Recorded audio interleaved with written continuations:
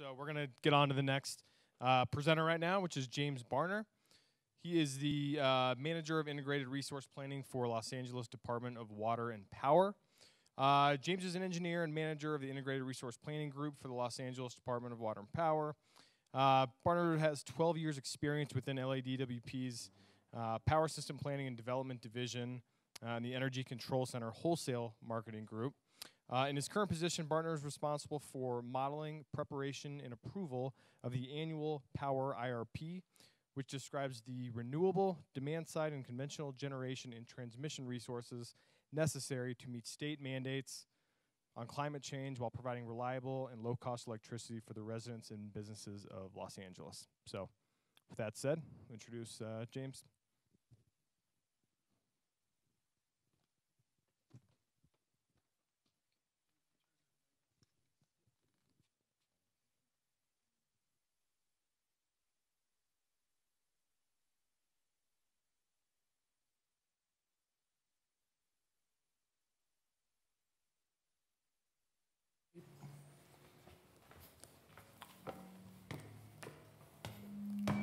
Hi, everybody. I guess I get the late afternoon, everybody's tired, and I was invited here to try to give the California perspective so you can see what the crazy Californians are up to.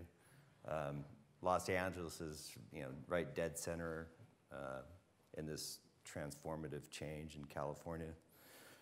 Senator DeLeon, pro tem, comes from Los Angeles and put forth a bill, SB 100, which looked at going to 100% renewable by 2045. That bill did not pass, but some elements of it were interesting. The 100% renewable was based on customer sales. So it did not prevent gas generation from being utilized, which was one of our major concerns. It also allowed large hydro to count towards the 100% after 2030, and nuclear generation to count towards that 100% up until the point of 2047, when our last nuclear plant in California, which happens to be Palo Verde, which we're a part of, expires. That contract expires. So that was very cutting edge legislation. It did not go forward, but I expect that it will, probably not next year or the year after that. City of Los Angeles decided to support the bill, but it did not go through.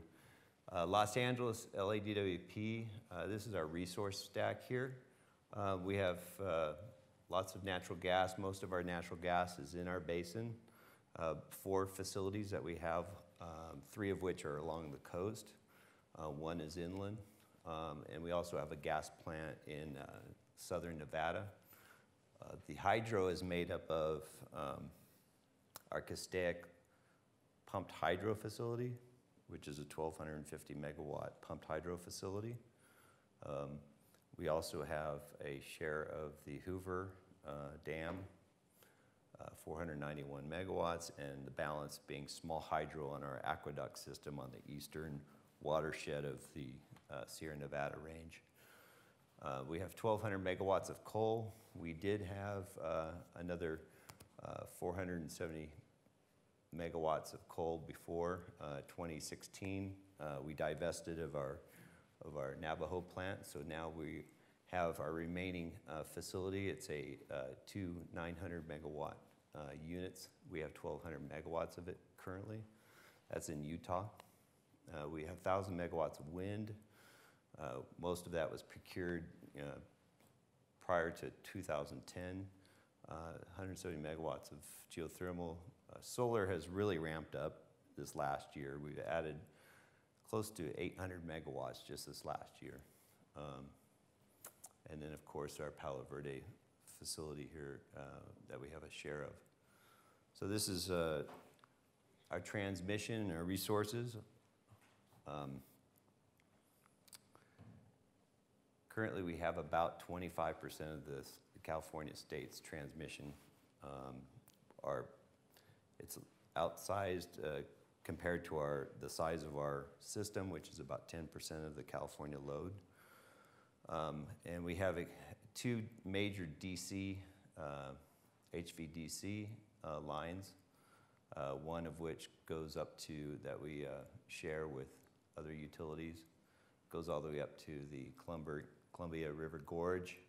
Up here we access low-cost hydro resources and wind projects up in this area. We have our Intermountain, on our STS HVDC line here. We have our Intermountain generating station here. We upgraded in 2011 about 480 megawatts so we could bring some additional wind in here. So we have the Milford, two projects there, wind, and also a Pleasant Valley project in Wyoming that we get wind power from. This was our Navajo station that we divested of in 2016. Hoover Dam, Copper Mountain. This was our first large solar facility that we got experience from, 210 megawatts. And then we had the Moapa Solar, which is on the Indian Reservation, and that's 250 megawatts. Palo Verde is down here. Most of the power that flows from out of state flows through this path we call Victorville, LA line. And we are part of that path, and we share that with other utilities as well. And that is one of our major pathways bringing renewables into our system. We have some geothermal up here that ties into here, is delivered here to our balancing authority. So all of these points are part of our balancing authority here. We have our local generation here. So here's our facilities, the inland power plant, which is the valley in the northern part of our system. Then we have our harbor generating station down here in the LA Harbor area, Haynes generating station near Long Beach, California, and Scattergood here, which is about halfway up. Some of these older plants, Plant 1 and 2 were old aqueduct facilities, run-of-river type facilities, and then our Castaic power plant. Of course, we have our local solar, which is an important program locally. So we have a lot of assets, but the important point is we're a vertically integrated utility. So we're not part of the California ISO. We're independent from that. We're looking at joining as a participant in the EIM market, starting in about 2019. And we control our generation, our transmission, and our distribution system. And so all of these are part of that system here that we control. We have about 4 million residents in Los Angeles, about 1.4 million customers. About 200,000 of those customers are low-income customers, which have a subsidized rate of electricity. And we have lifeline customers that are, have health reasons that need electricity. So we have a large number of low-income customers. These are our major initiatives to reduce greenhouse gases. So we're doing all this renewable stuff really to reduce greenhouse gases. The SB 32 bill required GHG emissions to be below 40% by 2030. That's 40% of 1990 levels. Our renewable program, we're planning to reach 36% by 2020. The requirement is 33% currently. By 2030, we'll be reaching 55%, which is 5% more than the current SB 350 requires, which is 50% by 2030. And we decided for a stretch goal, aspirational goal of 65% renewable by 2036. And that was something that we self-imposed. We went out to our stakeholder community. We go through an IRP process every year, and we produce an IRP every year, and we go out to our stakeholders through an advisory committee and also a public outreach process that we do every other year. And we decided on a 65% RPS, primarily to reduce natural gas usage. And I'll talk a lot about that in a little bit. Achieving a 15% energy efficiency. The current law, AB 2021, sets a goal of 10%, so we're trying to increase above that. That's keeping a hold on keeping our load growth pretty steady. It'd be about 1.3 if we didn't percent a year growth if we didn't have energy efficiency. With the energy efficiency, we're looking at about 0.3% load growth. Implementing hybrid energy projects. So this used to be our repowering projects that we were doing along our coast to comply with once-through cooling laws, regulations, which prevented us from using ocean water cooling without all these modifications. We decided to go just convert our entire fleet to dry cooling. We're now, the reason why we're calling it hybrid energy projects is we're now looking at combining large utility scale batteries together with the gas-fired generation. Electric vehicle expansion. So this is a big program of ours that we're looking at going to 580,000 vehicles by 2030. It's very aggressive. We see this as an excellent program to generate revenues and reduce greenhouse gas emissions in the state. And of course, investing in our infrastructure, which through our power system reliability program, to basically create the robust distribution system that we need to support all of our distributed energy resources. So this is the resource mix, the transformation that we're going through. You can see here, we're 19%. We were just 39% 2 years ago. So now we're at 19%. We were at one time 55% years and years and years ago when we diversified our fuel mix, from the the response to the oil embargo and so forth, when most of our gas plants were run with diesel fuel. So we had a large coal. So this has been one of our major programs to reduce greenhouse gas emissions. By 2020, we're currently at 29% renewable here, 34% gas. And I talked about the 55% and the 65% by 2036 here. Our goal is to reduce our gas usage. And so you can see with the increased renewables that we can get down to 21% of our resource mix with natural gas. The major laws that are affecting, driving all of this transformative change. AB 32 is the California Global Warming Solutions Act. It established a cap and trade program for emissions and credits. We've been participating in that, and if we got a free allocation of credits based on our projections back in 2010, if we fall below that, our allocation, then we have extra credits that we can then sell into the market. So a market-based program to reduce greenhouse gas emissions. Currently, we're at 42% below 1990 levels here. And we're buying short-term credits, but now that we've divested of our coal-fired plants, we now have extra credits. SB 1368 prevents us from importing power outside of our system into California if it exceeds 1,100 pounds per megawatt hour of greenhouse gas emissions.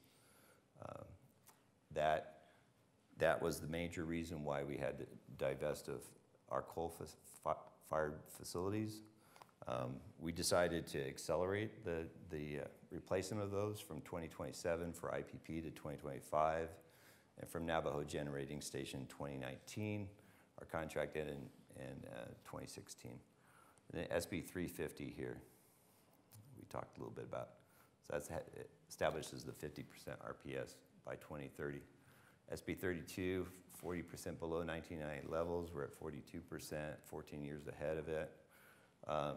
And this last one here, somewhat related to the SB 100, but our city council put forth a motion directing us to determine what investments would be necessary to get to 100% renewable, clean energy.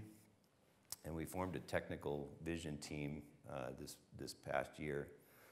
We kicked off a major stakeholder process. Now we're involved with NREL in research projects and talks right now to look at 100%. So that's our long-term goal, is 100% renewable. California greenhouse gas emissions by each sector here. So in the electric sector, it only represents 19% of the greenhouse gases in the state. So AB 32 has a long-term goal of getting 80% below 1990 levels by 2050. 80% below. So be 20% of 1990 levels. You can't do that all through the electric sector, clearly. So we only represent 19%. And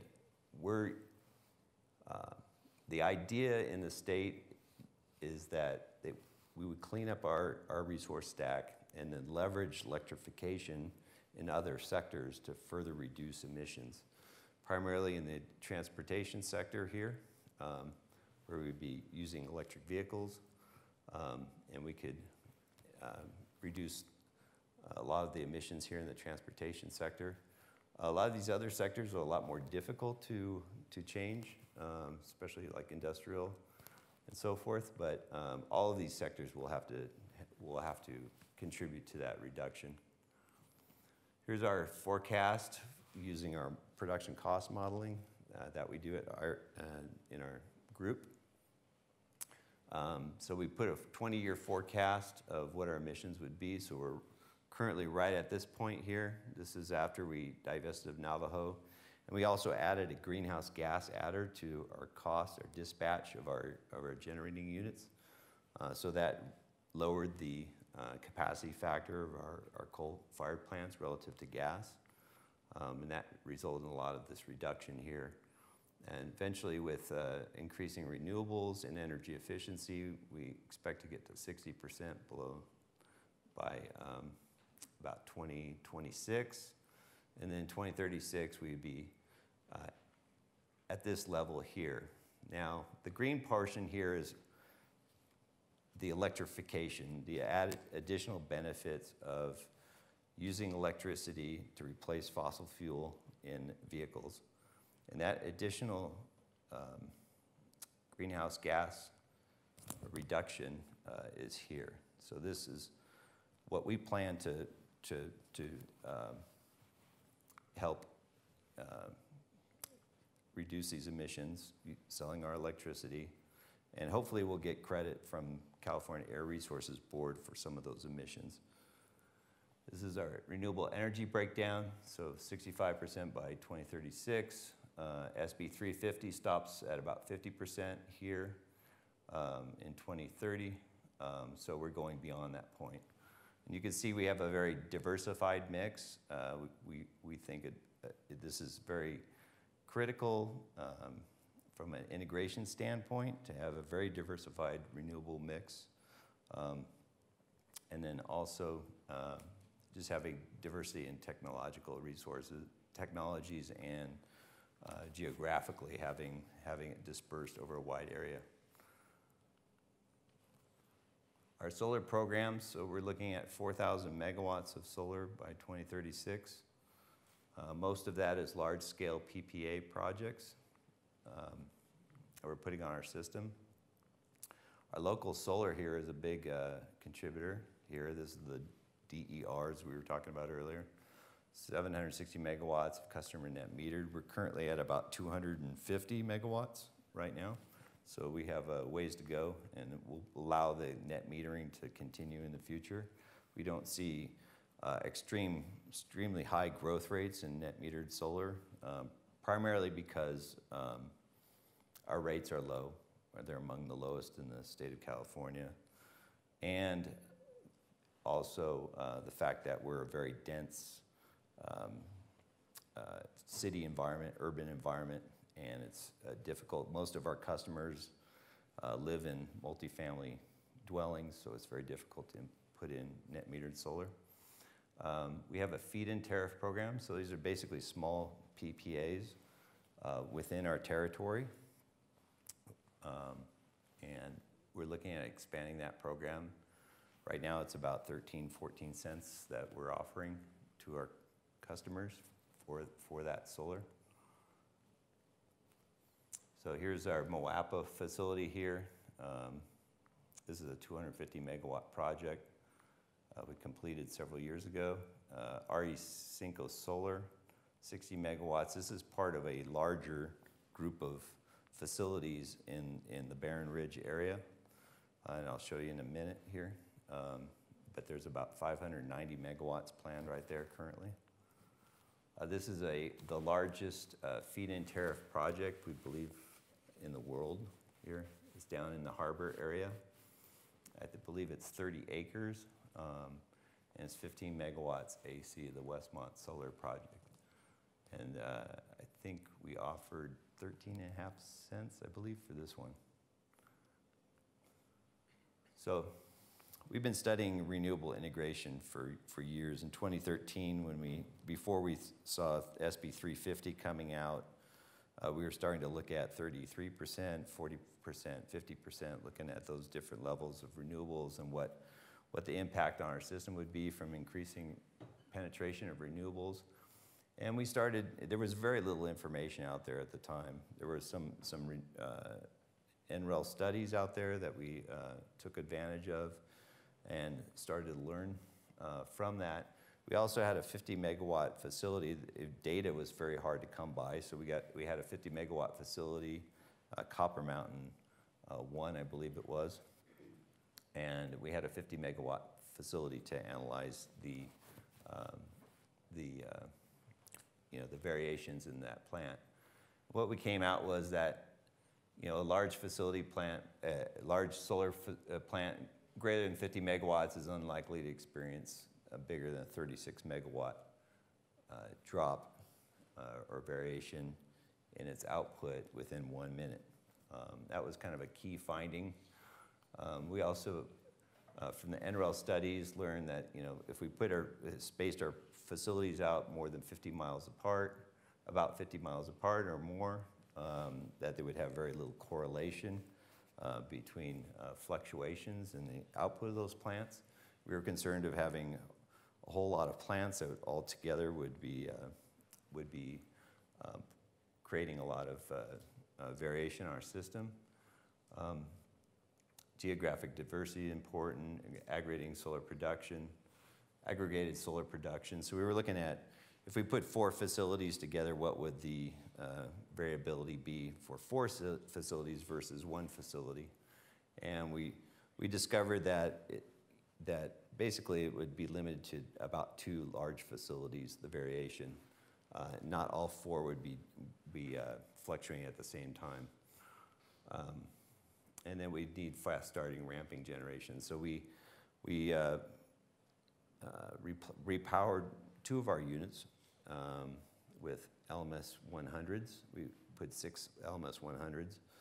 After that, we did a subsequent repowering, put in 2 more LMS 100s. So we have 8 LMS 100s. Those are very quick starting, fast ramping combined combustion turbines. We also put in a combined cycle. It's very flexible, 1+1 unit. And we learned that our system regulation would grow from the current 25 megawatts to about 300 megawatts from that earlier study. We later followed up with a more detailed study so that was an hourly study. Then we started looking at a more detailed study, looking at sub-hourly, looking at the inertia on our system and the response from on our system to see that it was we could go to higher levels of renewables without causing reliability issues. And we did find that there was much more fluctuation here in the middle of the day and from more solar primarily. This one here was at a 50% RPS, 40%, and 33% here. We found that our ramping rates would go from about 100 here to about 750 and onwards, depending on how much solar basically was put onto our system. In 2017, so we experienced a big drop in one of our facilities. Instead of spacing our facilities out 50 miles apart, we actually put 590 megawatts all in the same area. And so I kept pointing back to our early study and said, hey, this is going to be a problem. You're going to lose 70% of that plant's output within 1 minute. And sure enough, it happened. We lost, in this example, we had been building out.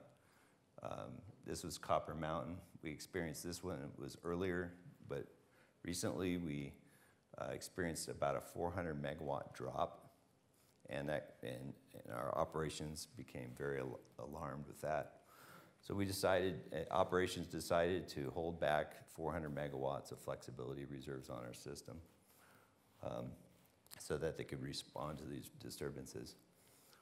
So together with the 400 megawatts of flexibility reserves, we think going forward we can handle just about any additional solar, since it's pretty much limited to a certain amount of variability. As you put more facilities online, it really doesn't get that much worse. And together with the RBC, so that's the reliability-based control standard that WEC has. How many of you utilize that on your system? Nobody?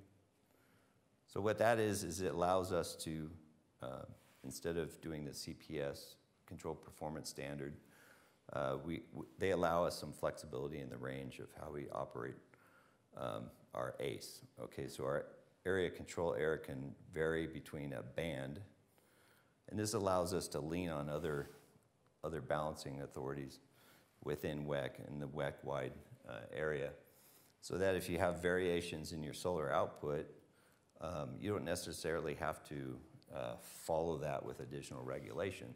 So that really acts like regulation because it allows some variability there. So we get plus or minus 174 megawatts on our system. And what we found is that with RBC in place, we barely have to move our units. The only time we have to move our units is when it gets beyond 174 megawatts. And then it has to do that for 30 minutes. So we have 30 minutes to get it back down or below the limit. So we have to have this flexibility reserves together with the RBC. We can put units online, and then that band that we can operate within. So the ACE is following around inside this band, and so we don't have to move our units. But then if it goes outside of it for more than 30 minutes, then we put on generation, and then we can operate within this area. And then if it drops, if the solar drops, then we can turn the units off and go like continue within that band. So that's been very helpful, taken away a lot of our concerns that we had in the very beginning years, where we felt like we had to have generation that just followed the solar profile, variation on a continual basis. So resource adequacy, so we discovered that the traditional approach that we were using, which was looking at the peak load during the day here, we were determining our dependable capacity, planning out into the future based on this peak load. With the solar coming online and the wind, we saw that it was slightly changing here, shifting over. Using our planning process, we were able to show that as in 2032, as we have more solar on our system, this net peak load shifts into the evening hours.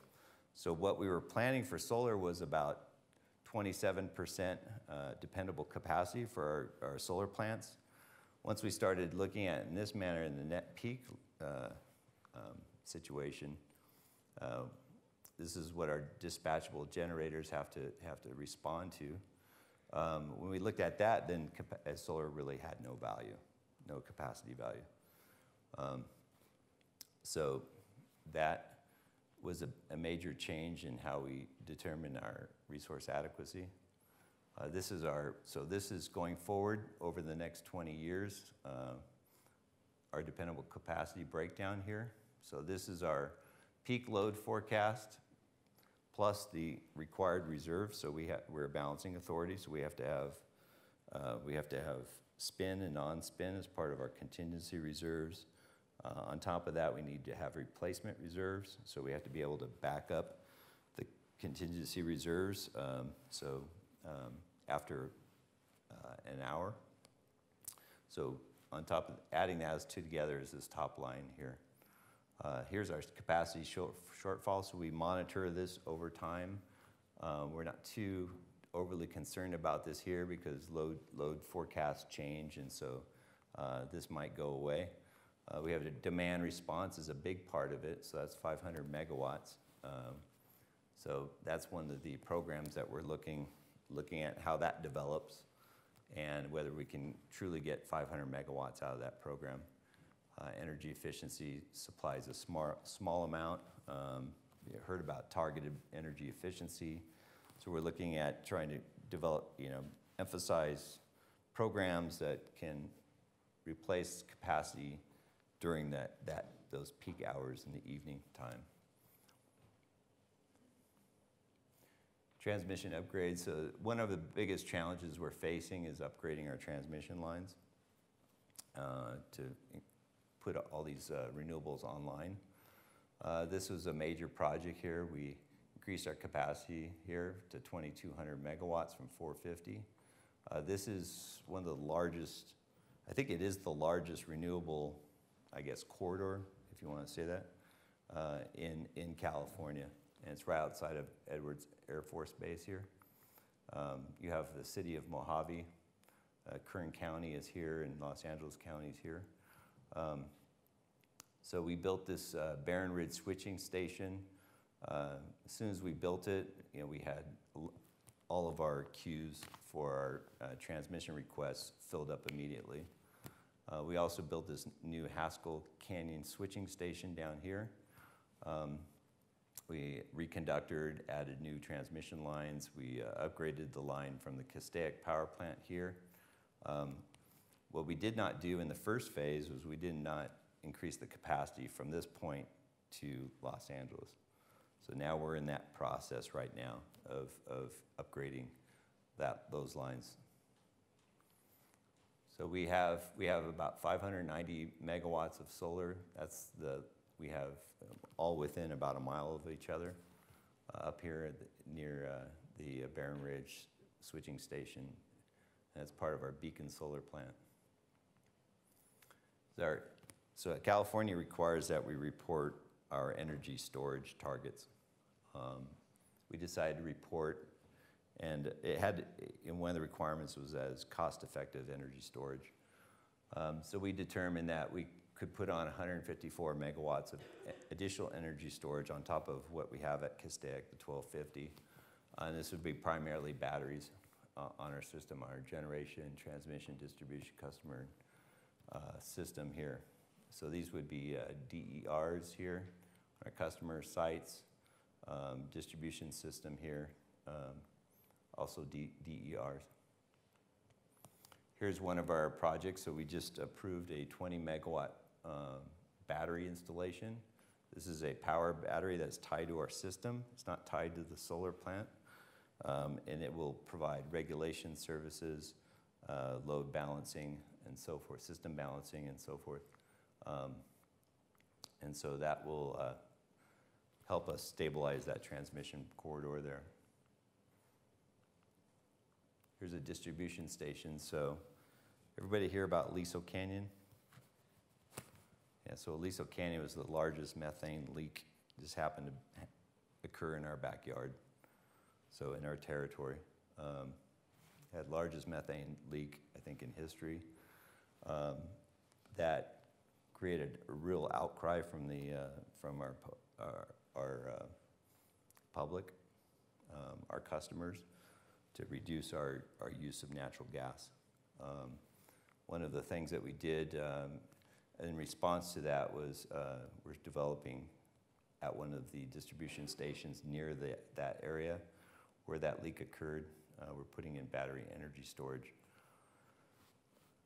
We're also pausing our repowering plans because now people are questioning, our customers and environmental groups and our politicians are questioning, well, why are you repowering, putting in new gas-fired generation when you're putting in a lot more renewables? Do we need to continue to put this gas-fired generation in place? So now we're studying that, looking at power flow issues within our system, and looking to see if we can use DERs, distributed energy resources, to supply some of that replacement energy and capacity.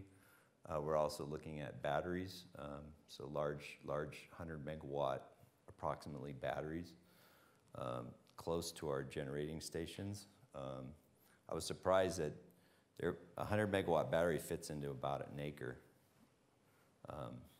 and 3 stories, with the middle story being basically all the controls. So I was surprised that they could actually put it in such a small space. I thought before it would be, 10, 20 acres, something like that, but they're getting much more compact.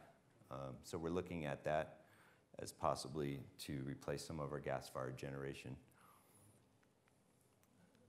This is a small talk about resiliency on our system. So we're putting battery systems with some of our critical public safety facilities. Fire Station 28 here is one example.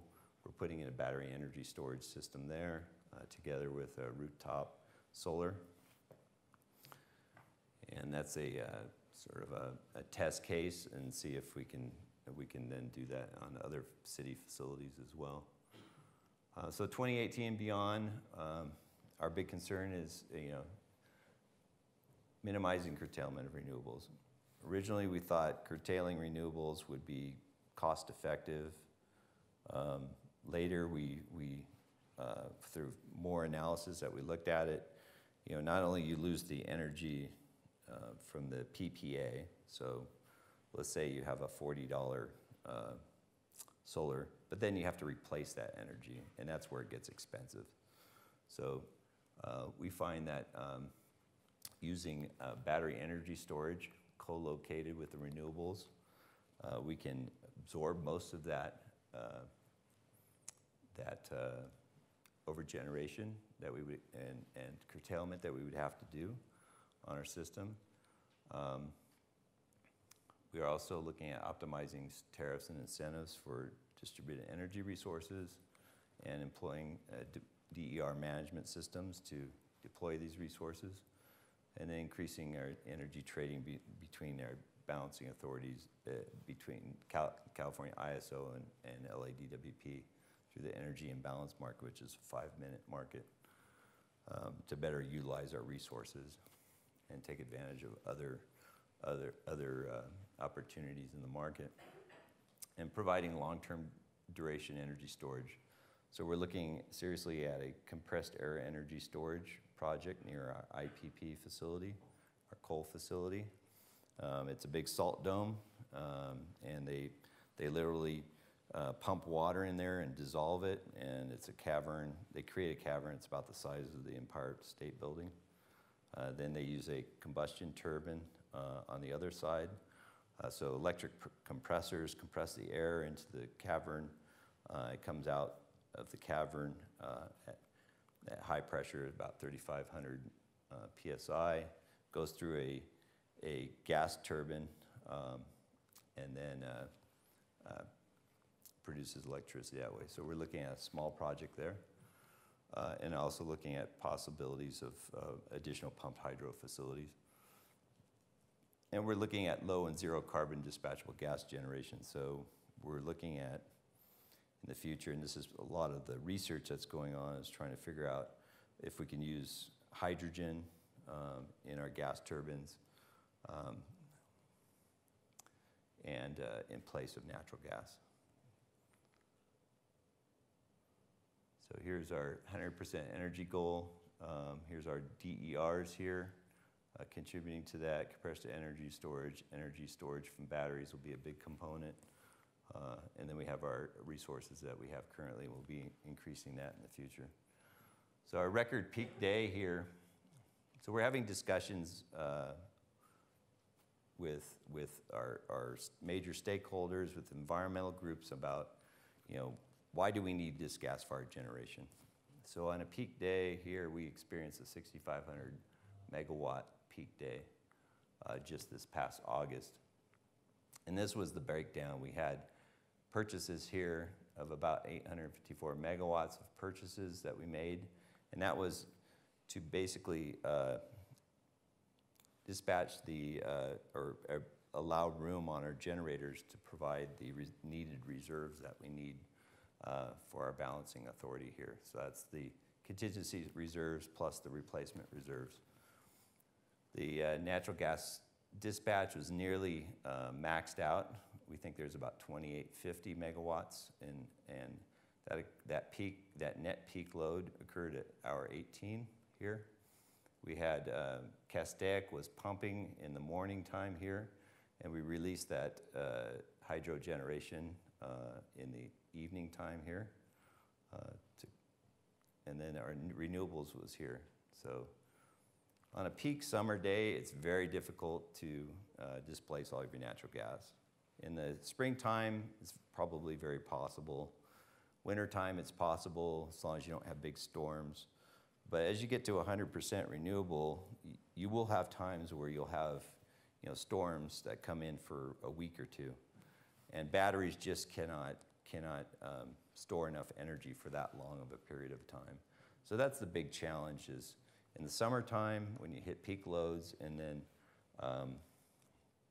during storm events. So we think that we definitely will need to have the majority of our natural gas available to us, whether we convert that to hydrogen or biogas or hydrogen with syngas. So that's basically putting in a diluent like nitrogen together with the hydrogen into these turbines. And they actually make turbines like this today, so it's not that unrealistic. So this is an example of when we hit 2036 and we hit an 8,000 megawatt load, which we're basically projecting from our modeling. This is what our gas capability would need to be here, 2,850, in order to meet our peak load.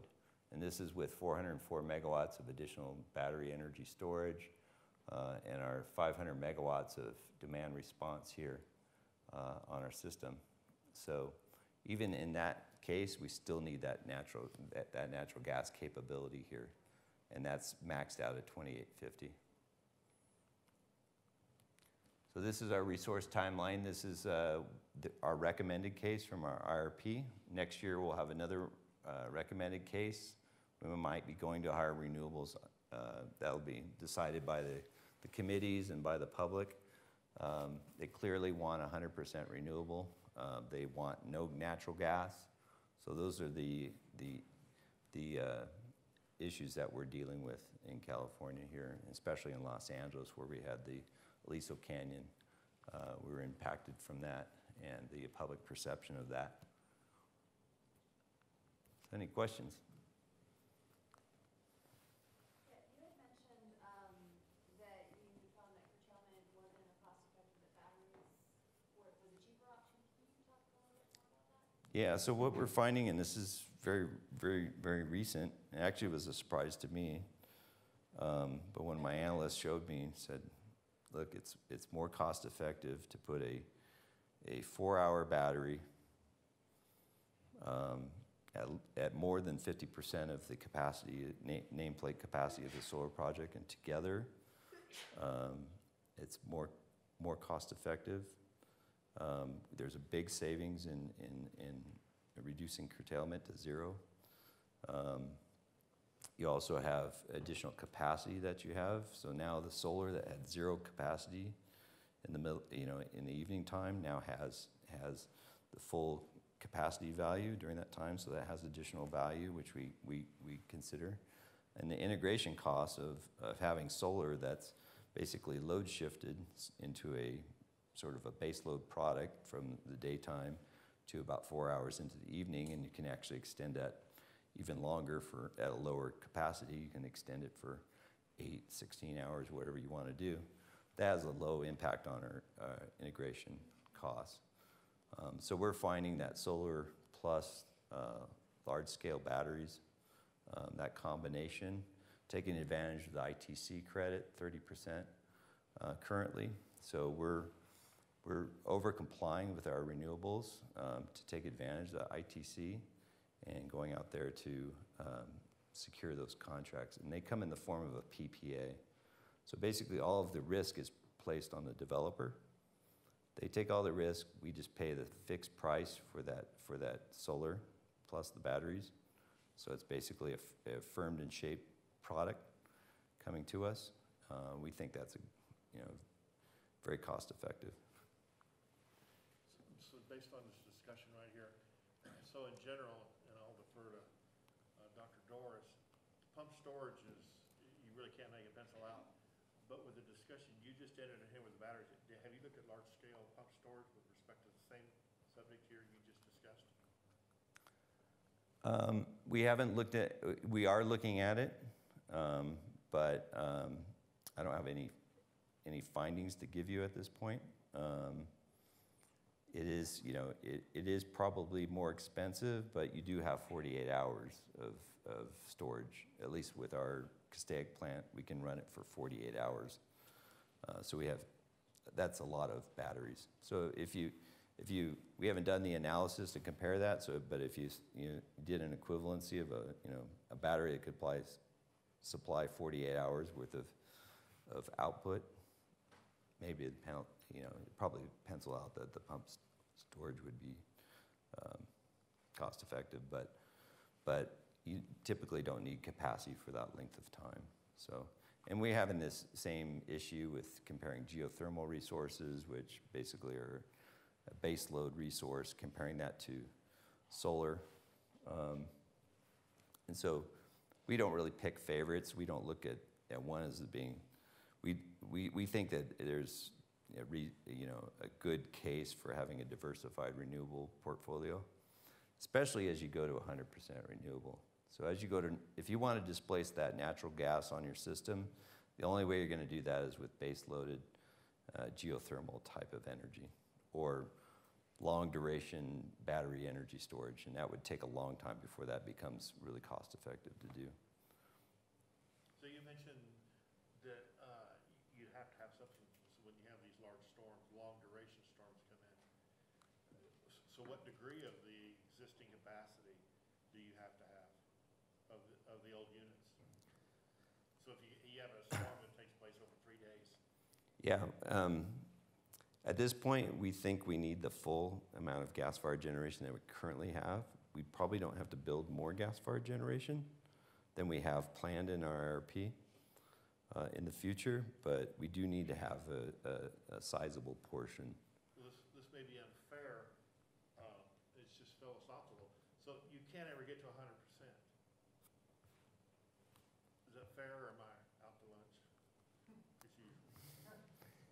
If you could replace the natural gas with something that was carbon-free, you could probably get to 100%. Now, would that be expensive? Yes, So most the next likely. question is, you said that LA has some of the cheapest rates. How is that expected to go out as you start acquiring these additional resources? Well, some of our internal analysis that we've done, you know, the cost really doesn't get prohibitively expensive or really impact our rates, you know, far beyond about 3% increase a year until you get about 75% renewable. So once you start hitting 75%, now you have to go to more and more expensive measures to go even higher than that. So it's sort of a hockey stick. The cost goes way up. So that's part of the, you know, determining what investments we need to plan out in the future to try to avoid that hockey stick.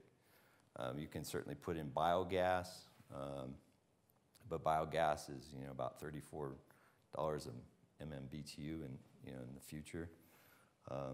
So hydrogen is probably around that same price. And so we're looking at all those different options. But yeah, getting above 75% starts really impacting your rates. About 85%, it gets technologically difficult, extremely difficult to go beyond that point. But if you count it, it depends on how you count it. If you count it based on customer sales, that's different because we have 12% losses on our system. So if we can supply 12% of our generation from natural gas and 100% of our sales, that might be doable. And that's what SB 100 was considering. So one of the major limiting factors in calculating CAISO's energy balance market in the Pacific Northwest is available transmission capacity, available transfer capacity on the Coy at the Malin scheduling point. And so, you know, if there are fire hoses in the desert Southwest for the EIM, there's a straw going north. And a lot of the Pacific Northwest utilities are looking at LADWP and the Pacific DC intertie with the curiosity in terms of LADWP's plan for rolling in Pacific DC intertie transmission for the EIM. I know it's pretty early since y'all are joining in 2019, but do you have any insight in terms of LADWP plans for that transmission in the EIM? Yeah, I can't speak to specific resources. It's for confidential, but we would ideally, you know, select certain resources that we put into the market and reserve others. You know, we justified all of these resources based on our native load, and so you know, transmission, as you know, it will become more and more valuable, and so it's, you know, I don't have an answer for you honestly. On one of the slides you had mentioned that you went, by adding the additional solar, you've gone from 25 to like 325 for the flexibility. Was that from the results that you saw with the solar drop, or was that from the study that you did? That was from, well, originally we were looking at about 300 megawatts, from 25 to 300 megawatts, and that was the original study that we looked at. We looked at 4 200 megawatt facilities, so it was about 800 megawatts back at that time. And that's what we determined we would need as far as regulating reserves on our system. Since then, with RBC coming about, we found that, you know, we don't need to be chasing the solar. So we call it now flexibility reserves. They just need to be available within 30 minutes. We plan around 10 minutes because we're a lot more conservative. So basically we can just work together with RBC, together with flexibility reserves, sort of takes the place of a lot of that regulating need. With the Olympic award in LA, are you finding any pressure to fast forward some of the renewables just for the press, you know, to keep it, make it look like you're going faster than the original plan? Are you receiving any pressure, basically, from the Olympic Committee decided? Oh, because of the Olympics? I remember seeing something come across my desk, and it was like 200 megawatts they needed for the Olympics.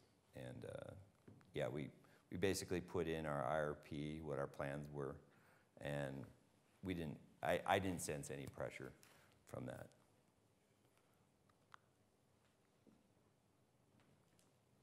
Other questions? Well, thank you very much. Appreciate it.